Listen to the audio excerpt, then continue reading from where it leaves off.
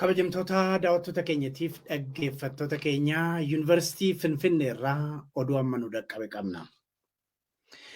Barreeffama maqaa Oromoo xureessuu kan tibba darbee Yuunivarsiitii Finfinnee keessatti maxxanfame wajjin wal qabate. Yuunivarsiitii Finfinnee caffee araaraa kan 6 kiiloo jedhamu keessatti rakkoo cimaan uumamu barattoonni Oromoo dubbatanii jiru. Barattoonni Oromoo akka dubbatanitti hidhattoonni mootummaa mooraa yuunivarsiitii seenuudhaan dhukaasa nama himimmaanessuu dhukaasanii jiru. Barattoonni gariin laabraarii keessatti yeroo ittifaman barattoonni kaan immoo doormii keessatti dhokachuu isaaniitii barattoonni kan nutti himan. Barattoonni kun sagaleedhaan kan dubbifne yookiin bilbilaan kan dubbifne kunooti. Waliigalaatti sababoota naannoo kana sababoota baay'eetu turaniiru. Torbiidhaaf guyyaan guyyaa ajandaa ture. Har'ammoo xiqqootti ni jabaate haallichi jechuudha. Naannoo sa'aatii lamaatti mana kitaabaan jira. Alaa ijoolleen fiigaa ol galan. Gaafa itti siqnee dhaggeeffannee gara foddaa laabraariitti ilaallu ijoolleen mooraa keessa fiiganii laafaa isaan jechuudha sanan argee. Achi booda xiqqoo ture dhukaasatu baname. Dhukaasni horizontaalii lafarra kan dhufaa ture. Tarii barataan illee sanaan miidhame jiraachuu danda'a waan kan beeku hin qabu. Waliigalaatti amma odeeffannoon akka barbaade raabsamaa hin jiru. Warri doormii jiran bilbila hin kaasanii asii achi bilbilee quunnamtii hin jiru bakka mooraa keessaa adda jibbiidha. Barattoonni iddoo jiranitti warra isaan bira jiru malee doormii laayibariin bakkeerra warri jiru wal quunnamuu hin danda'u. Isaan kan cufaadha. Gaafa odeeffadhu immoo ijoollee doormirraa baasanii baay'ee mariibaa jiranii laadhaanis jechuudha. Laayibariitu jiru immoo yeroo tokko balbala laayibarii duratti namallee yeroo reeban argineerra ijaa laayibarii gamoorraa gadi jechuudha. Balbala laayibarii duratti nama baay'ee rukutanii caccabsanii dhiisanii sagaleen ambulaansii akka jiru wayii odeeffadheen jira. Ijoolleen dura shamarrii doormi shamarraarraa bilbila naa kaasaa turan amma bilbila kaasaa hin jiran bilbilli isaanii cufameera. Inni waamus bilbila hin kaasu. Akka waliigalaatti wanni ala jiru wanni laabrariitiin alatti naannoo darbii fi naannoo mooraa jiru miidhaa guddaan akka jiru xiisboombiin turiidha. Kamtu akka xiisboombiidhaan miidhamee kamtu akka dhukaataan miidhamee kamtu akka reebamaa jiru eenyuyyuu waliin beekuu hin dandeenyu garuu akka waliigalaatti miidhaa guddaa akka jirudha. Ijoollee muraasa immoo kaateenaadhaan illee akka isaanii walitti hidhanii fuudhanii deemanii odeeffannoon jiru jira. Kana odeeffannoo amma jiru odeeffannoo qulqulluu baasuun illee hin danda'amu.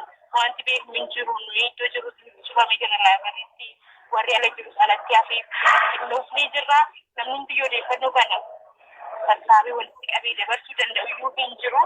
Kanadha wanti mooraa keessa jiru amma sa'aatii 6:00. Yeroo ammaa kanaan digital laabireerii jedhamu keessan jira moolumaa 6 kiilootti.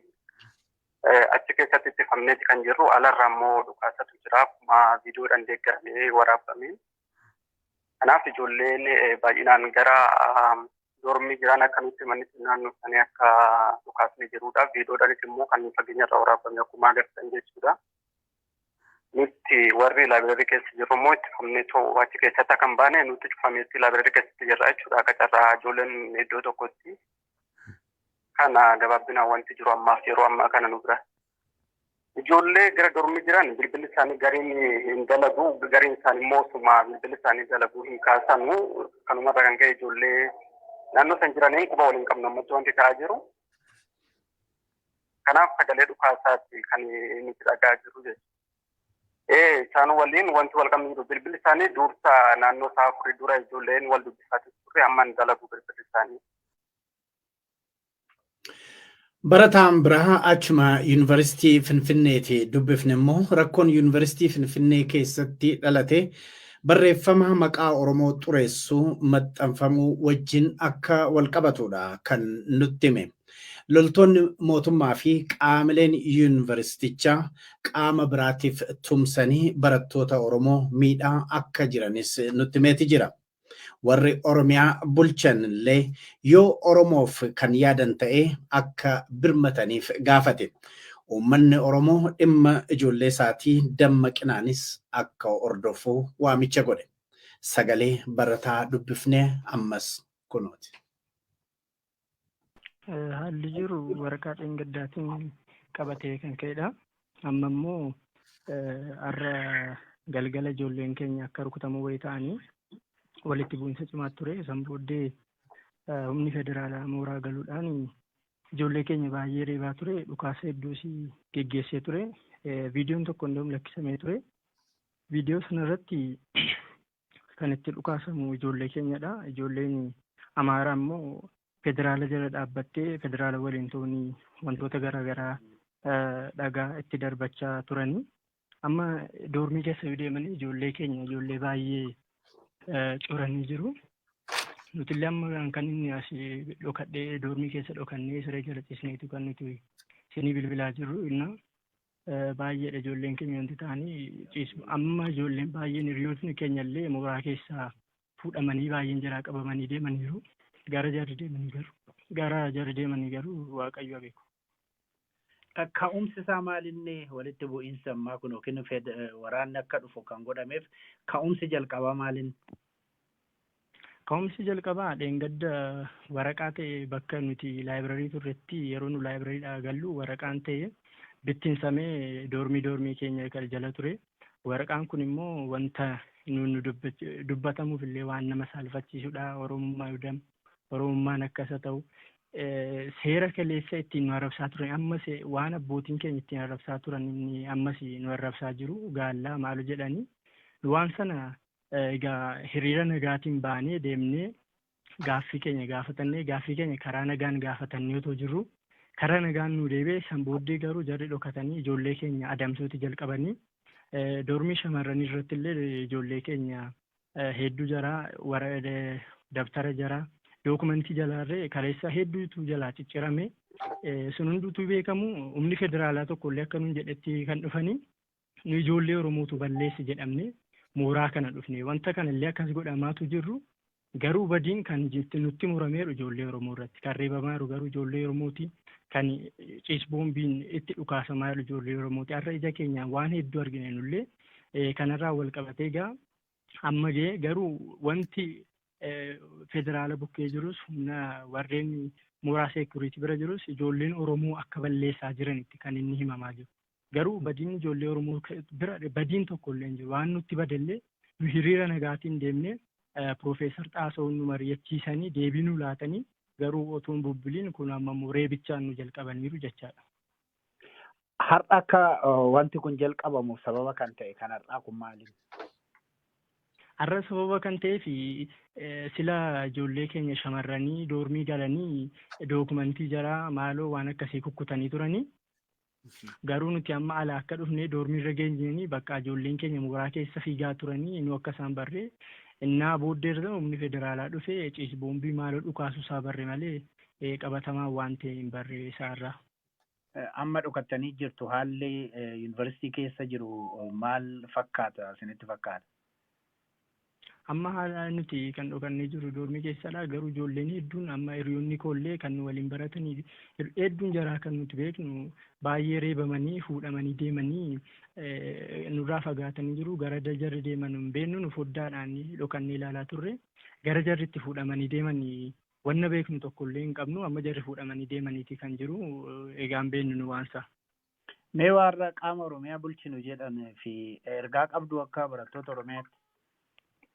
Ergaa guddaa qabne nuti amma barattoonni Oromoo biyya keenya kana borigaa yoo jiraanne Oromiyaa kana fudhannee Oromiyaa kana nuti gara fuulduraatti tarkaanfachiisne ni yaanna garuu jarri har'a shirri nuti irratti xaxame akka nama hin dhageenyetti as keessatti fixaa dhumaa jirra nu dhumnee immoo faayidaa jarri argatan kana nuuf hin galu Oromoo bulchaa yeroo ta'e saba biraa bulchaa yeroo ta'e nuuf ifa miti maaliif barattoonni Oromoo as keessatti dhumanii uummanni Oromoo akkasitti as keessatti dhume beekaan Oromoo sirna kaleessaa irratti galaafatamaa ture irratti galaafatamaa jiru jarri garuu ammarraa deebii tokkollee nuu kennuu hin dandeenye kaleessa hiriyaan keenya tokkotu butamee bakka inni bu'e hin beeknu har'a ganama gaafachaa turre har'a immoo kunoo dhukaasni maaltu nurratti banamee dhumaa jirra. Kana egaa akka jarri itti ilaalan uummata kamiin akka jarri bulchanu nuufis nuuf gaaffiidha osoo furmaata illee nuuf laachuu dadhabanii osuma waan tokko dubbatanii amma uummata Oromoo bulchaa jiranitti amma nuun maqaa fudhatanii bulchaa jiran waan tokko nuuf haa godhani. Kanaachitti kun eenyuun akka jarri bulchan hin beeknu nuti dhumaa jirra kan nuuf ciisisaa jirus mooraamti kun waliin taameetu waraqaan dheengadda bittinsame illee akka kan nuti fudhannu namuma mooraa keessaa istaafii illee bittinseema jira malee kana waan biraa miti. Yeroo nu hospitaala mana yaalaa deemnutti illee afaan Amaariffaa akkamiin barattan afaan Amaariffaan barattan taanaan maal nu tajaajila kamuusinii kennuu hin dandeenyu mana kaaffee illee yeroo deemne nyaannu nuti Oromoo taanaan Oromiffa dubbanna taanaan wanti nurra gaa jiru nuti beeka. Kana egaa yoo furmaatatti nu laatu taani nu falaatanu hin laatani taanaan immoo egaa jala sararanii akka nutti himani jenna nuti dhumaa jirra. Uummata Oromoo dhugumatti bulchu taanaan dhugumatti quuqqama uummata Oromoof qabu taanaan egaa kan ilaalanii ammarraa callisaniiru nuti dhumnee immoo eenyuun akka jarri bulchan hin beeknu kana nuuf hubatanii jechuun barbaada. Uummata Oromootiin yeroo rakkina akkanaa keessatti wanti ergaatti dabarfatan jira. Uummatni Oromoo kamuu amma jarri bakkeedhaa deeggarsa adda addaa qabu wantoota adda addaa qabu yeroo rakkoon jirullee deemanii achi deemanii deeggarsi adda addaan godhamaa fi nu garuu as biyya abbaa keenyaa irratti biyya abbaa keenya biyya qeetu faamunaa irratti nama tokko waan garatti garagallullee dhabne wal malee ijoolleen doormii keessaa wal malee hin qabnu. Kanaafuu waan danda'ame hundaan nu cina dhaabbatu ijoollee isaa ofitti nu haa qabatu. Ijoolleen as keessa jiran immoo baay'inaan barattoota waggaa jalqabaa reefu waggaa lammaffaatti kan darban otoo waggaan guutiin barattoota waggaa sadaffaatti barattootni ciccimoon illee umuriidhaan deemanii jiran.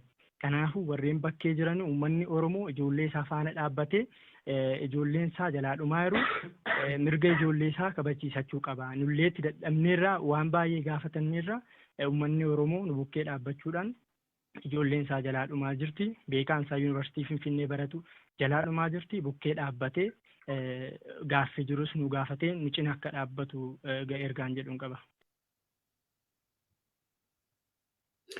Egaa kabajamtoota daawwattoota keenyatiif dhaggeeffattoota keenya rakkoo barattoota Oromoo Yuunivarsiitii Finfinnee keessatti yeroo ammaa kana mudatee jiru ilaalchiseeti ture.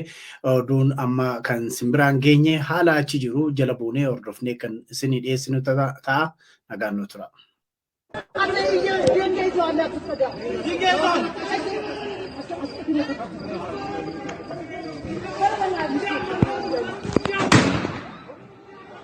Come on,